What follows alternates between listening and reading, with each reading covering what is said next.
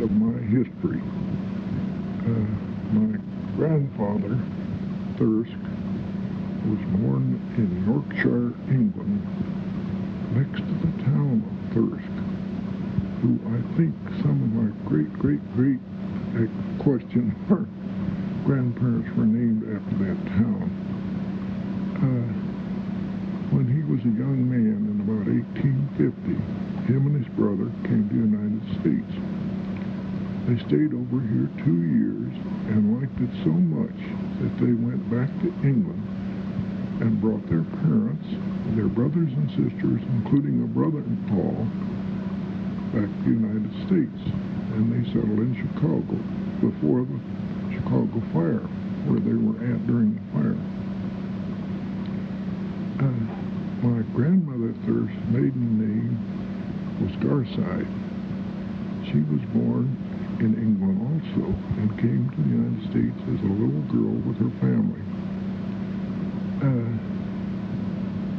Her father, her grandfather, was Earl of Garside, but that was only one generation. The generation before that was a different name, and I have lost track of what that name was. Anyhow, when Grandma was still in her middle teens, she met my grandfather, who was about 30, and they got married. They had 14 kids. Some of them died as young people, or as babies. The 14th one was one of them that died young. My father was the 13th child. Of my uncles and aunts, I remember 4 uncles. Uncle Ben, who was the oldest, and he had several children. Uncle Al, who had no children. Uncle Walt, who had 1 girl, and her name is now Bess Hardy. She was my favorite cousin. She's just a little bit older than I am. Then I had an Uncle Joe that I met a few times that moved to Hydro, Oklahoma. I had 3 aunts that I remember on that side. There was an Aunt Grace who married a Files, and they had 4 children. An Aunt Ivy who married a Sawyer, and they had 3 children who are still living in Kansas at this time. And an Aunt Lode who married a Monard Lawrence. They never had any children, and their names will come up quite often in the future. My mother's maiden name was Fraser, and her father was a doctor. He was born, as near as I can figure out, in Ohio, and the Frasers before that had lived on the East Coast someplace.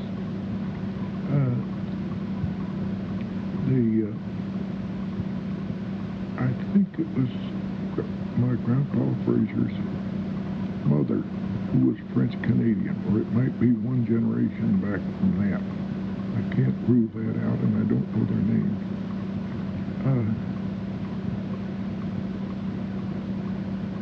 My grandmother Fraser's maiden name was Flint, and the Flints go back to 50 years after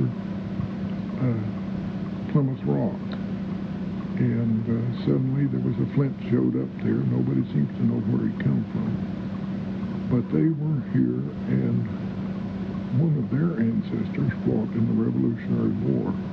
So any descendant of mine can automatically get into the DAR, Daughters of the American Revolution, through the Flint side. And they're listed.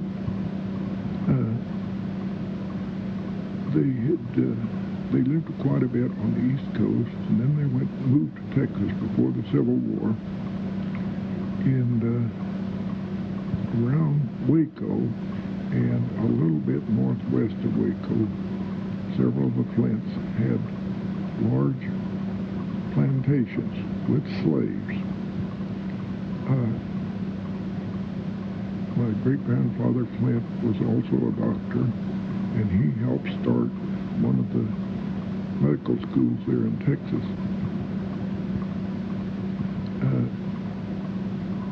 My grandpa and grandma Frazier had two girls and two boys, my mother and a sister who married at Goodspeed in Fort Worth, and two brothers who never had any children. One of them was named Wallace, and the other one was named John.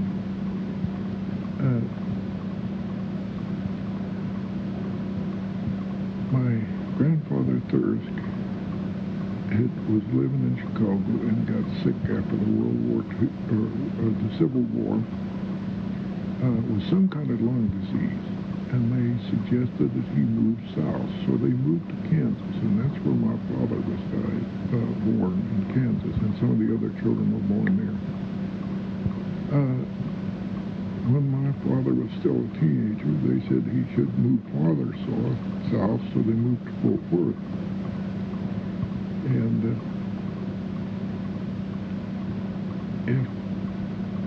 that's where my grandfather Thirsk died. My grandmother Thirsk lived good many years after that, and she'll show up later in the conversation. My mother was the oldest of her brothers and sisters, and she had another sister named Mary. I forgot her. And she never married and never had any children.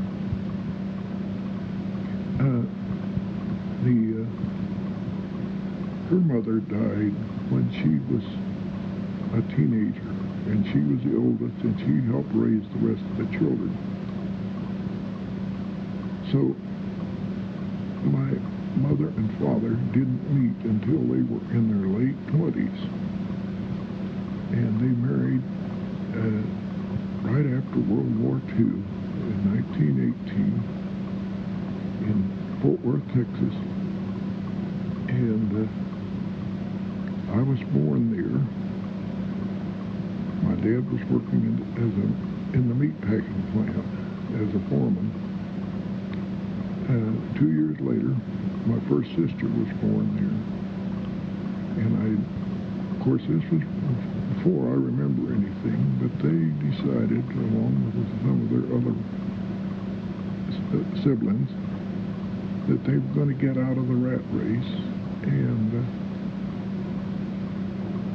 my father and mother, myself and my sister, and Uncle Walt and Aunt Lode, and Uncle Walt and his family, and Aunt Lode and her family, all moved to Colorado. And Uncle Al moved the next year to Colorado. They moved to Glade Park, and Dad homesteaded 160 acres on the Little Lost River.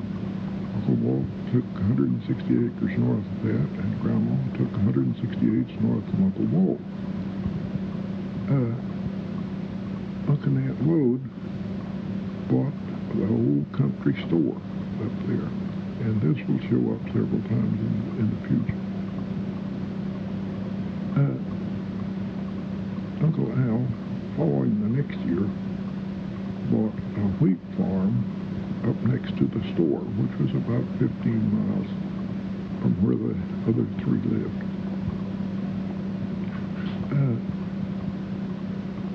When I was 5 years old and my second sister was due, my parents decided that living out in an isolated spot, there was no place for us to go to school, and there was no place to raise kids.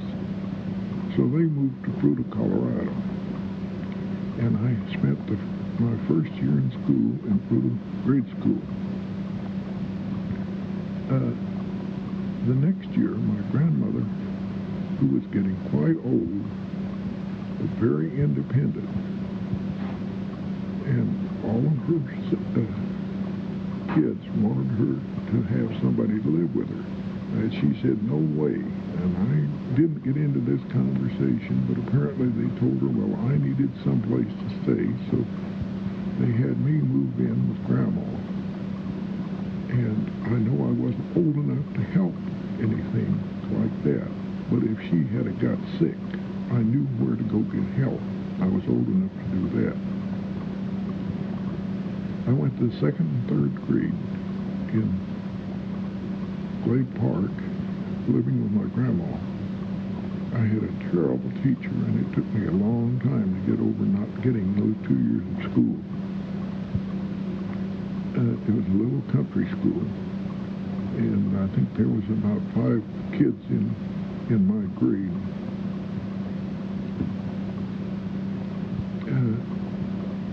On my 4th year of school, my mother decided I'd better come back home again. And they told Grandma that there was a widow woman, and this woman's husband had just died, needed a place to stay. And so she moved in with her. They never did tell Grandma that they were paying her to stay with her. Anyhow, I spent the rest of my grade school in Fuda. The time I started high school, it was the middle of Depression. And we always had a house to live in and something to eat.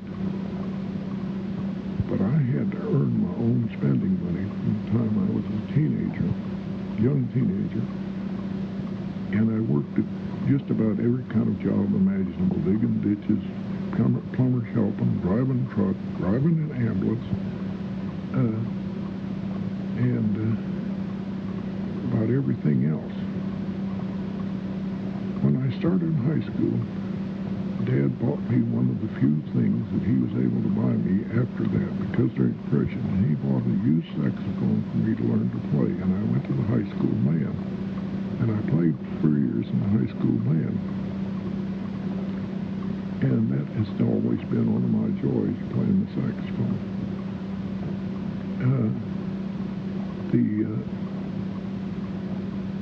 I learned a long time ago that nobody's perfect and everybody makes mistakes. I was playing over this tape this far to see if it was coming out in a couple of glaring errors that I found. Was my grandfather Thirsk came to the United States in 1850. My parents were married at the end of World War I. Another one, when I lived with my grandma in the second and third grade of grade school, she had moved across the street from the Glade Park store where my aunt and uncle lived. They had no, Aunt Lode and Uncle Monard had no children, and I was their favorite nephew, and I spent a lot of time with them while I was living with Grandma. They would come over and take us both someplace or do something like that.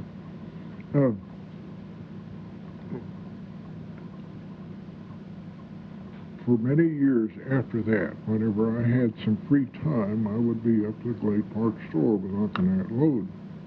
And I learned many things about a grocery store, hardware store, and gas, and so forth, working in that country store. During the Depression, my dad had started out a wholesale grocery business, and he was a traveling salesman for his own company. So he covered most of western Colorado and eastern Utah. And but he was going in the hole during the Depression, which many other people did. And so he finally bought a grocery store there in Fuda. And my last 2 years in high school, I spent a lot of time in the grocery store there and learned more about grocery store business. Also how to be a butcher, because there they did have fresh meat, although they did not have it at the Glade Park store.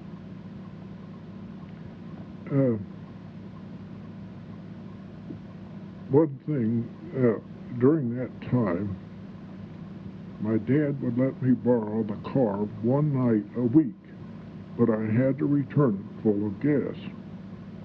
And I had got my driver's license in Colorado legally when I was 14 years old. The state 1 year tried that. They tried to give a driver's license to 14-year-olds. That was the year I was 14-year-old. So I was one of the few people that had a legal driver's license when I was 14 years old.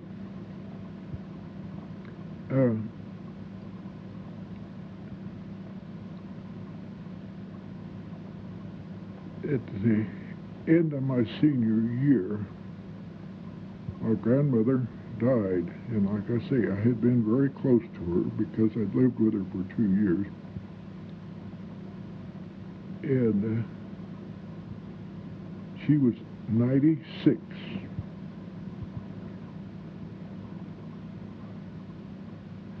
When I graduated from high school, that fall I started junior college in Grand Junction, Colorado.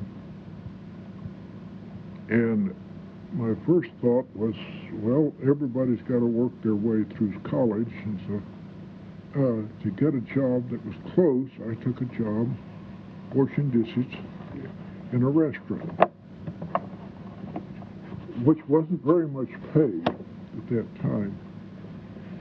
But like I said, I had learned to play the saxophone quite well, and I'd been there about a month, and the chief of police from Grand Junction hunted me up one day, and he says, "My wife wants you to play in her dance orchestra." So for the next year, I played in a dance orchestra. I could earn more money working one night, a Saturday night, playing for a dance, than I could work all week washing dishes. That was my first experience with a union. That was a union job, and that was when I really learned to dislike unions. I started the second year of college here, but I was having such a good time that I'd gone about 6 weeks and realized that I really was not getting anything out of school. So, my favorite subject previous to that had been airplanes. So I just quit school, packed my bag, caught a ride to California, and went to work for Douglas Aircraft Company. And I'd been working there about 6 months when my boss took a vacation, and the boss that they put in temporarily charge had never liked me. I don't know why, but he disliked me extremely. As soon as my boss was gone, he fired me.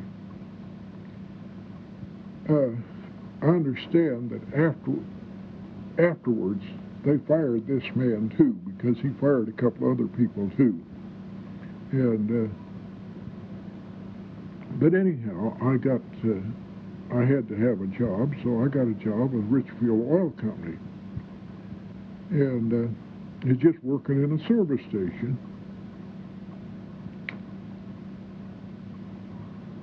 And but they kept trying to get me to go back to work at Douglas Aircraft. And of course, at that time we had the draft. And I'd signed up, when it became my legal age, I signed up in California for the draft board. They called me one time, says, well, either you go back to work for Douglas or we're going to draft you. This was December 1st, 1941. So I says, to heck with that, I'll just enlist in the service. So I went out to enlist, and the guy said, wanted to know where my home address was, and I said, Colorado, and he says, how long has it been since you've been home? And I says, a year. He says, well, you go home. He says, it'll be a year, 6 months to a year before we can give you any leave time. We're busy right now. And so I went back to Colorado, and that's where I was at when Pearl Harbor happened. So as soon as Pearl Harbor was over, I went back to California and enlisted in the Air Force.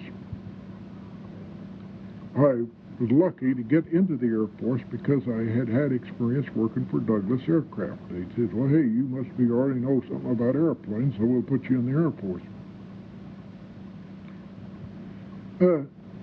But instead of leaving me in California, they immediately shipped me to Wichita Falls, Texas, where I took my basic training in my tech school. When I got out of tech school, they sent us down to El Paso, or two of us at any rate, to join an outfit down there that was flying border patrol between United States and Old Mexico, primarily looking for drug smugglers flying across. I did that for 2 months, and then they transferred me to another outfit in New Orleans that was flying anti-sub patrol out over the Gulf of Mexico. We stayed there a year, and then that outfit moved to Biloxi, Mississippi, and there for another year.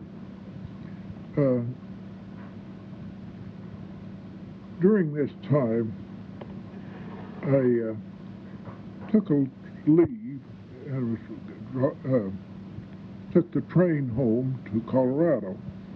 When I left New Orleans, the train left late in the evening, and I was supposed to go to Houston and transfer trains. It'd be next morning when I got to Houston. I met a gal on this train that was from New Orleans, and she was going to be back in a week, the same time I would. I wound up making a date with her when we got back. She told me that she was engaged to some GI that was overseas, but we just was going out to have a good time. But gosh, we got to going regularly. And I went with her for about 2 months, and I called her up for another date one night. And she says, my folks told me that I was either going to have to write to my betrothed and tell him that I was going to be free or quit going with me. And this was over the telephone. I proposed to that gal over the telephone. She turned me down, but that was one of the 3 women that I proposed to in my life. I've even forgot the gal's name now. Anyhow, after we've been down there, and the Navy was able to take over the anti-sub patrol again, they broke the outfit up and sent most of us to the state of Washington to form a new bomb group. And a lot of you have heard me refer to the 483rd Bomb Group, B-17 Bomb Group that I was with, and I was one of the original members of that group.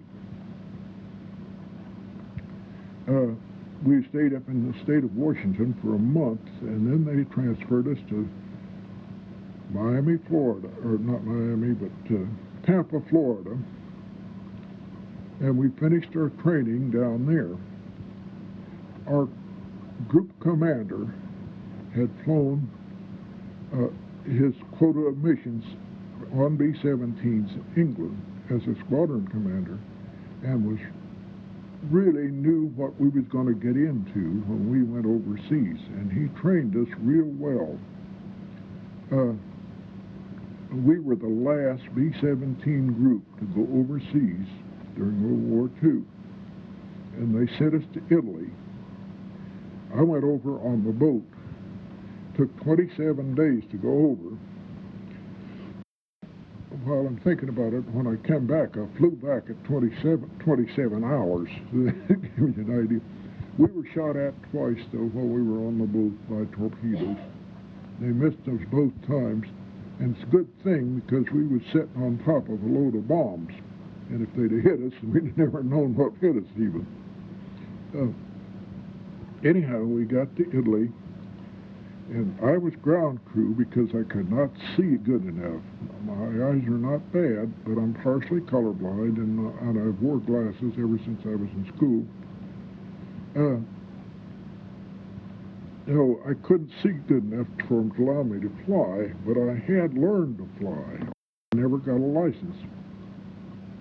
So our squadron commander did not want the ground troops flying. But if he caught one of us flying, he would put us on orders so that if we were shot down, it would be in the line of duty. Well, while I was there, the commander came down and asked me to fly at least 4 missions officially. One of them was because I knew how to fly, and I was a good crew chief on the ground. I could tell if they had trouble in the air that they couldn't describe to us on the ground. I could get it in the air and find out what it was. So I actually did fly 4 combat missions officially. I think I flew 2 others unofficially. Anyhow, when the war was over, I got out of the service like everybody else, most of the rest of the guys did. We was through with the war. Went back to Denver where my parents now lived, and there's when I really began to learn my brothers and sisters. When I had left home, my three sisters, Sarah, Mary, and Hallie, I kind of knew them because they were the next one below me in age. But my 2 little brothers, Walt and Joe, I hardly knew them. In fact, Joe was still a babe in arms when I had left home. So I began to learn my brothers and sisters there. And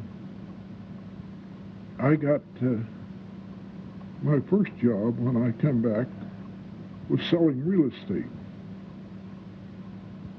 Oh, and when I got out of the service, the guy says, why don't you sign up for reserves? I was a buck sergeant when I got out of the service, and he says, if they recall you, they'll recall you as a buck sergeant. He says, if you don't sign up for the reserve and they recall you, they'll recall you as a private. So I signed up for the inactive reserves for 3 years. Well, I had just started selling the real estate, and I guess this was probably a good thing because I don't think I'd ever made a good salesman.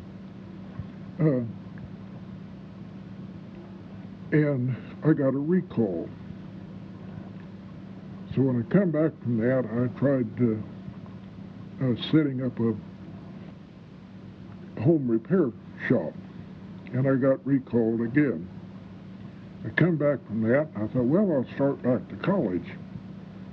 And I started to college, first few times I started to college, I had considered engineering as my degree. Well, I was a poor speller and a poor writer and a poor reader, and I was not doing the best in college. And so they had me take a test, and this test said, well, you'd make a good psychiatrist or psychologist. So I found out you had to have a medical degree to become a psychiatrist or psychologist. So, and to see what it was like, I then applied for a job at State Mental Health Hospital there in Denver, and I worked the night shift there. Primarily, my job was to subdue people that got violent. Uh, we would merely hold them down without hurting them, while they would give them a shot or some other reason that they needed to be subdued temporarily. But I did learn a lot, and that's where I began to learn, and in my college courses, how to read what people are thinking by looking at them. A lot of people say this is impossible, but most school teachers. Side B.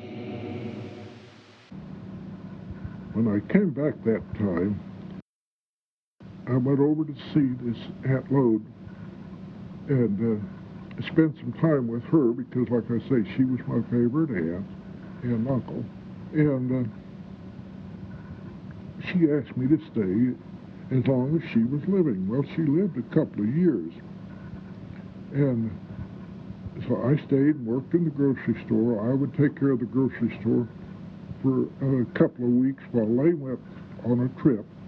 Then they'd come back and I'd take her on a trip while Uncle stayed and managed the grocery store for a couple of weeks. I stayed until she died, and then my uncle said, well, why don't you just stay over here? And he says, I'll give you half the store at the end of the year. I said, okay, I don't have anything else to do. I'll just do that.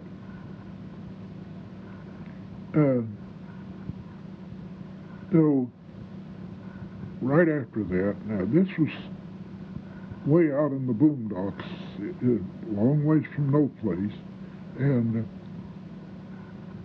parties and so forth were usually held at somebody's home. And one of the ranchers down there had a party, and I had been invited down to this party. I went down there, and I was, part of us that could play instruments would take turns playing so the rest of them could dance. And I was playing with one of the older men there. He was playing the guitar, and I was playing the saxophone. And I looked across the room, and there was a very pretty girl. And I says, do you know who that girl is? And he says, yeah. He says, that's my niece. And I said, well, how come I haven't seen her before? Well, she's staying with her grandparents down in Fruta, and she just comes up to see her parents once in a while. Well, I knew her parents, but I didn't realize that they had any kids that old. Anyhow, become very interested in her, and went with her right regularly. As soon as school was out, she come back and stayed with her parents, and in 2 months we were planning on marriage. In fact, we married in August 1950. I didn't realize her age when I first started going with her. I thought she was older, and she thought I was younger. When we went down to get our marriage license, we found out we was 14 years apart, and almost canceled the marriage because of that. We went down to talk to Aunt Mattie, Uncle Al's wife, and she said, well, that was the age your grandpa and grandma were when they were married, yours and Jean's wedding. So we got married, and now, getting her family a little bit, her mother's maiden name was Morris. Her first husband was Hawkins, and I've met him. He was somebody that was a hard individualist and probably should never have got married. He never did marry again, but they had 2 children, and Jean was the second one. Then she had separated from them and married Browse, who I knew as her husband all along. I didn't know about her first husband. Uh, and they had 2 children. She had 2 children by her second husband. And anyhow, a month after we were married, I got recalled into service again. This time we were sent to Roswell, New Mexico. And this was for a year's time. Got down there, and Jean became pregnant with our first daughter, Linda.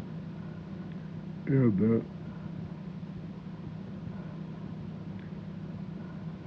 then at the end of that year, they said, you can go home, but don't unpack your bags because we're going to recall you again.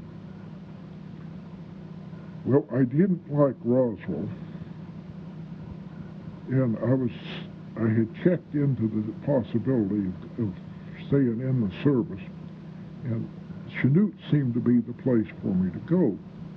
But on the way, we decided we'd go by home anyhow, because Uncle said something about going back to work for him.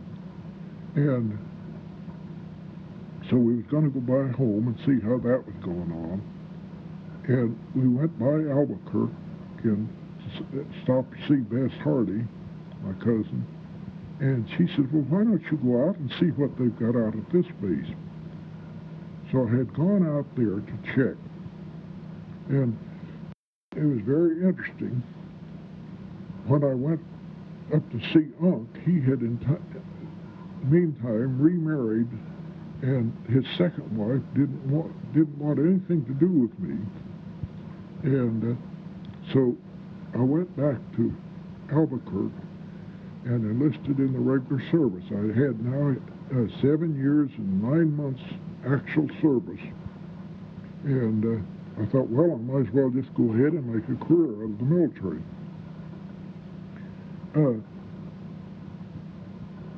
I had not been a big boss about a large group of people, anything like that, when I went to Albuquerque, to Kirkland Air Force Base. And but there, they were doing work that I loved to do. That was experimental work, and I was good at it, and I was promoted real fast, not realizing that I was working my way up the ladder so fast, until one day, we'd been there about 2 years, and in the military, you never know when you don't have regular duty hours, especially back at that time. You'd be working overtime many, many hours. And we'd go home, and I lived in a neighborhood with over half the people in that neighborhood working the same outfit I did. And the first man home Friday afternoon would be asked, well, are they going to be working Saturday afternoon? And if I was the first man home, I'd say, yeah, a colonel or major or sergeant so-and-so said we have to work tomorrow. And so I went home one afternoon, and they said, oh, well, we're going to have to work tomorrow? And I said, yeah. And they said, who said so? And I really had to stop and think and I said, well, I'm the one that says we have to work tomorrow. I'm the boss now down there. And this was the first time I realized that I had actually worked up to be a boss. And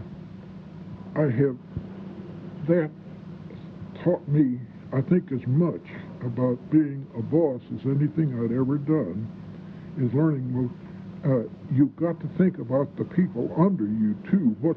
When you make a decision, what's this reaction going to be among your workers, as well as what it's doing for the job also. You've got to do a job, but you've got to also think about your people that works under you. And I think I learned to be a good boss while I was there at Albuquerque. And I went on up to tech sergeant. We were there 7 years, and I thoroughly enjoyed that. But the military usually transfers you about every 3 or 4 years, and I'd been there 7, so I knew I was coming up for transfer someplace. And they transferred me to White Sands, New Mexico. And there was a general down there named Davis that I think he must have requested me by name, because, boy, he'd come out and he wanted me to do this and do that and do some other things that was not normal in the book. I would usually get the job done for him. It'd be something that was extremely highly classified, or something else like that. And talking about classification, I want to back up to Kirkland. My last year at Kirkland, I was in charge of the classified material, and all the stuff we were doing there was highly classified. All of it was top secret or above classifications. And so I was used to working with highly classified material, and I did that down at White Sands. Well, while we were at White Sands, the Russians sent their first man into space. And the White Sands, one of their jobs down there was to set a man into space. And they were so far behind on this job that they sent an investigation team down there to find out why we were so far putting the men in space. Now, I didn't know anything about this. That was on a different part of the base than I was. But that broke up that outfit down there completely. And General Davis was sent to Florida. He wanted me to go with him. And I said, well, I haven't been overseas in a long time. I know they're going to send me overseas. There's no use me going down there because they'll send me overseas immediately. So I stayed there, and 7 months after we got to White Sands, I was shipped to Japan. I now had 2 little girls, and they would not let me bring my wife and family with me over there. They said they would have to follow. So I went to Japan, and they didn't get to follow for 3 months. We spent 3.5 years in Japan, and that was an experience. I don't recommend it, but it was something different, living in a different country and so forth and so on. That was the first time, though, that I had any trouble with my first wife, Jean. She was a pessimist, and everything was wrong all the time. And she got into trouble over there, and we almost put a divorce over there. But the judge said that I could have the kids if we were divorced over there. And she didn't like that, so we got back together again and stayed together for a long time after that. Then we were shipped to Dover, Delaware. And this was another base I did not like. And the average hour up there was 14 hours a day, 7 days a week. And, of course, the military at that time wasn't paid very much.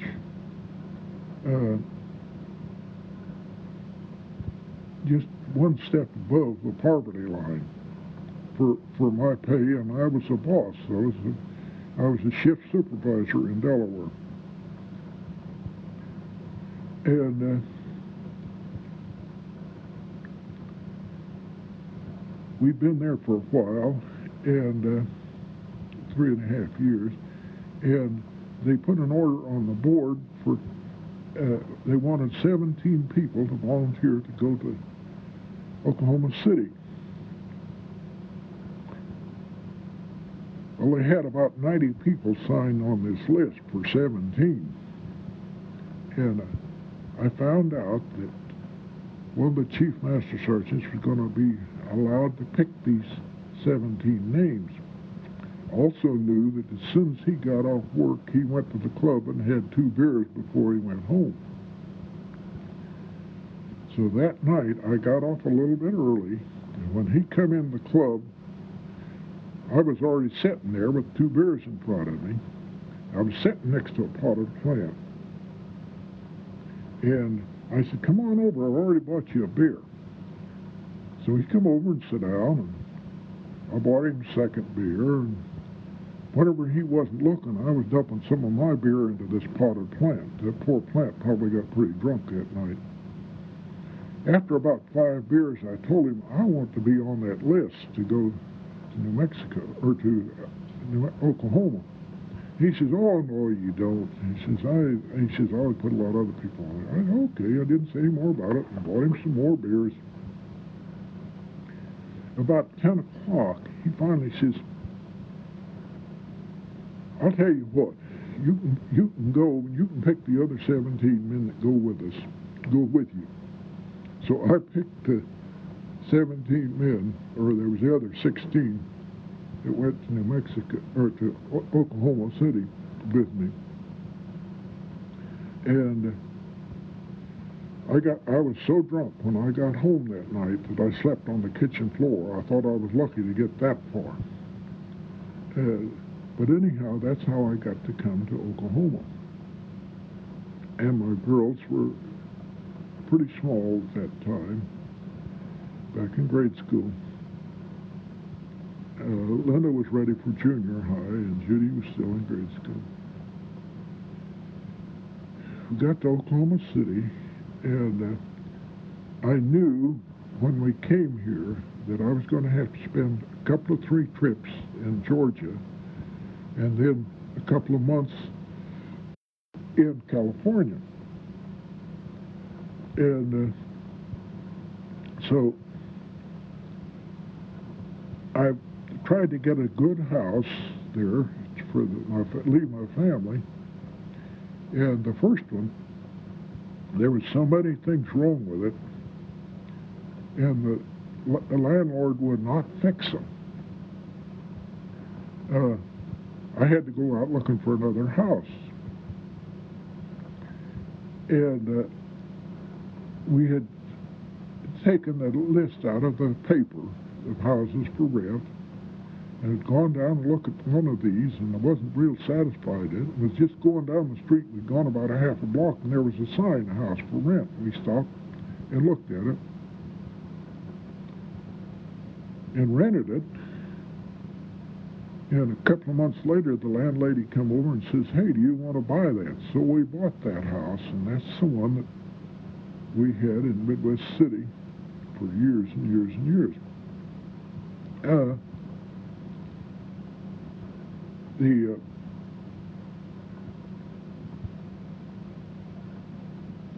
When we went to California, we knew we was going to be out there for 3 months, and they told us we could not take our family. So, but you leave it to GIs, we had much more and got out there than most of us that had families back in Oklahoma had found a place to rent. Now, we kept our house in Oklahoma City and kept paying the rent on it. But I just called Jean and told her to bring her and the kids on out. And she brought another one of the women and one more baby with her once they come out. And we stayed out there for 2 months. And that was the first time I got to take my kids, or I guess the only time I ever took them to Walt Disney was while we were out there at that one.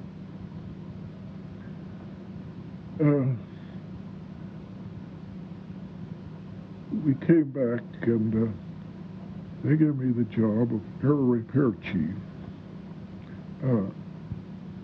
And that's basically the jobs that nobody else can do on repairing airplanes. And I'd run that shop for several months, or about a year, I guess it was, and had about 19 years in the service by this time.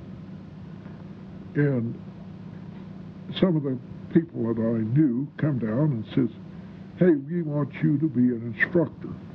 And I just laughed in their face because I'm a very poor instructor, I thought.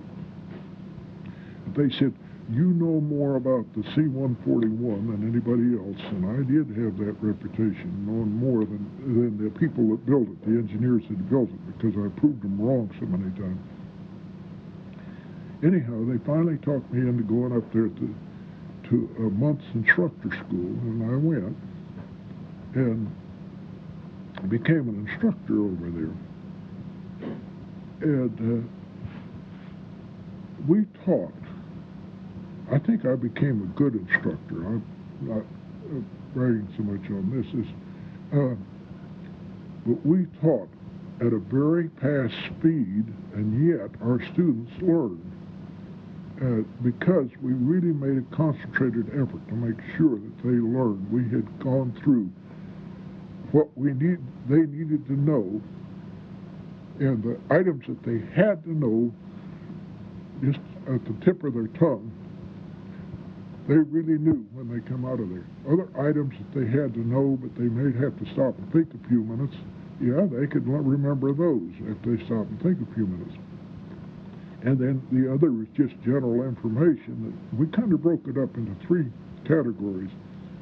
And anyhow, I taught school over there for a year until I lost my voice, because I was teaching 8 hours a day, and I was only supposed to teach 4, but I was teaching double shift. And I was teaching 80 hours a day, and I just lost my voice. I couldn't speak at all. So the doctor sent me home and told me not to do anything for a couple of weeks. And during this time, there was another job come open as the trainer coordinator for the base. And they wanted me to take that job then. This was a little different job than what I had, but it was kind of like the superintendent of a trade school. So I took that job, and I hadn't had it but a short time, and they moved the whole outfit down to Alphas Air Force Base in Oklahoma.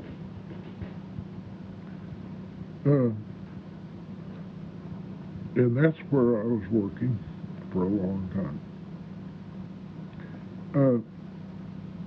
In the meantime, I had made Master Sergeant, and my oldest daughter, Linda, had got married, and so I've been down there. I had now had about 25 years in the service, and I got a little disgusted, a little tired, and I put in my retirement papers.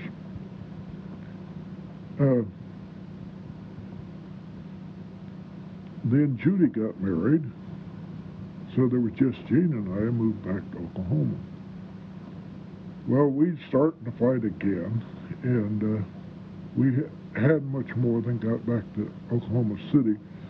And she says, "I found another man, and I don't want you anymore."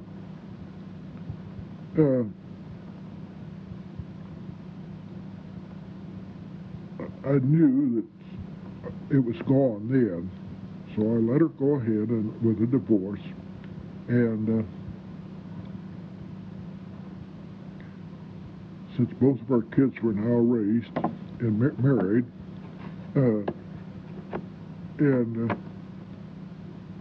I was then sitting around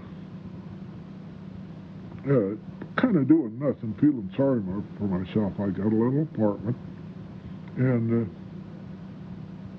Salvation Army called me up and wanted me to come down there and volunteer for 4 hours a week down at the Salvation Army, working with the senior citizens. I'm now in my 50s.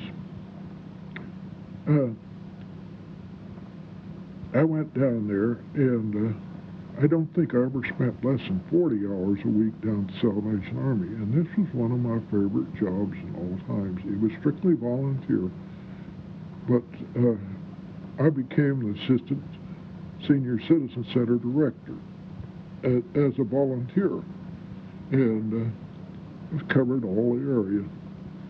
And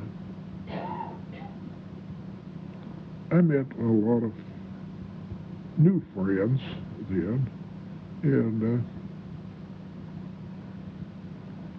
one of them was another man that had just got divorced, and he was going with a gal that was quite regularly, and they said, "We've got the gal for you to meet."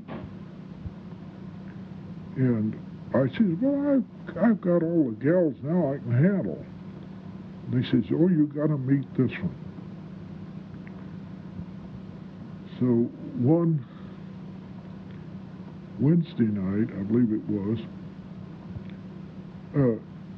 we had a double date. This was a foursome. Go to a dance, and that's when I met Kathy.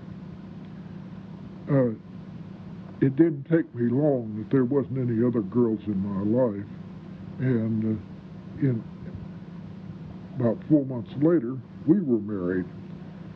And she had 2 girls, and I had 2 girls, and we had 1 grandson at our wedding.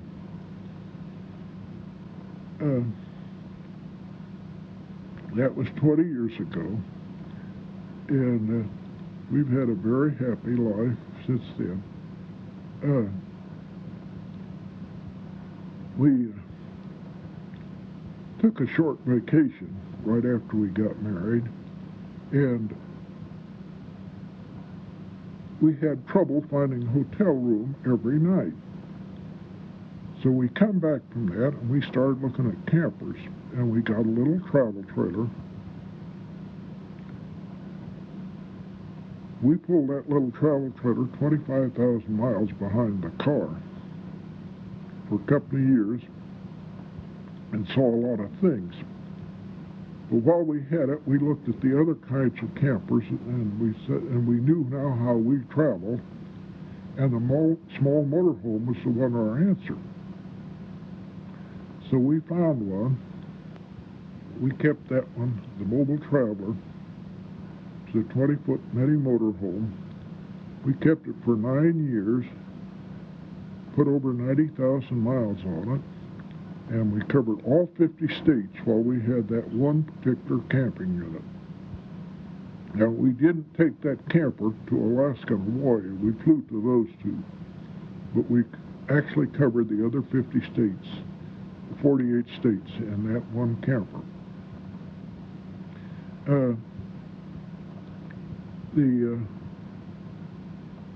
We wore it out and had to put new engine in it, so we had seen this other one and liked it, so we got this other unit. We've had it almost 9 years now, but we're not traveling like we used to now. I've only put about 50,000 miles on this one in this 9 years, where we put 90,000 on the other one. And let's see, for the present, I'll set some more up in a little while. 1,000 on the other one. And let's see, for the present, I'll set some more up in a little while. The things that I had forgotten before, and don't mean to short anybody, but Judi was born while we were in Albuquerque. That's also where I lost my hearing, and also got a pretty heavy zap of radiation one time while I was there. The last year I was there, I had never seen a computer. I'd heard of them, but I'd never seen one. The guy asked me to write a computer program on man-hour counting, which I did, and we used 5 electronic calculators to run that program. It took us about 100 hours on the calculators to run that program once a month.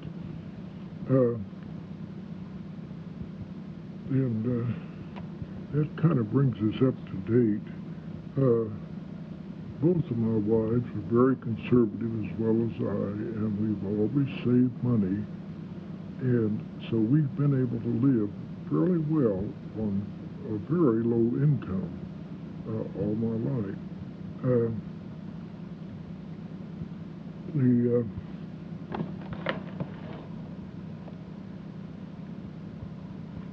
I was raised in the Methodist Church as a young man up until I left for California, but I kind of got a little discouraged with the Catholic or the Protestant religion, and so for years after that, every time I'd go to a different country or a different area, I would study a different religion. I studied the Catholic religion in the Hindu in Japan, and different Protestant religions as we traveled from